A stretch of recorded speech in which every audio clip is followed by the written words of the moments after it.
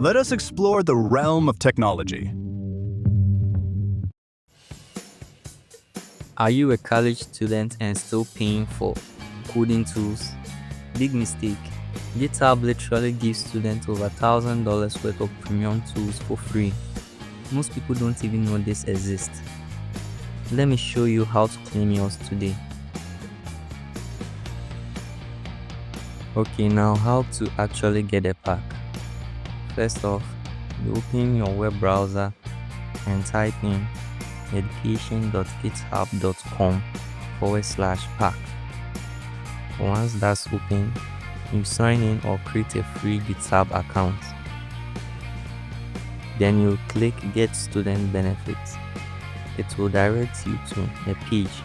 Over there, you verify your student's status, usually using your school email or a student's ID card. Once you submit the request, they'll process it, so you wait for approval. Once the approval is done, you will get access to over $1,000 in tools just for being a student.